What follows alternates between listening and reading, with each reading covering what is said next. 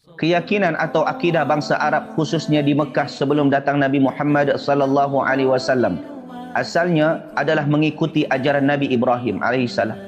Namun berjalannya masa, syaitan menggelincirkan mereka sehingga ajaran-ajaran yang dibawa oleh Nabi Ibrahim dah mula punah, kecuali sedikit seperti haji, umrah dan kurban. Itu pun dah bercampur dengan ritual-ritual kesyirikan.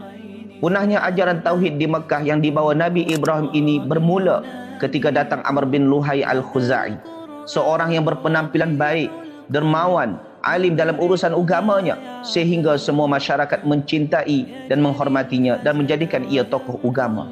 Pada suatu hari dia pergi ke Syam dan menjumpai penduduknya menyembah berhala, dan dia merespon positif perkara itu dan membenarkannya. Ketika ia balik ke Mekah, pada masa yang sama ia membawa berhala Hubal dan meletakkannya dalam Kaabah dan mengajak penduduk Mekah untuk menyekutukan Allah dengan berhala tersebut.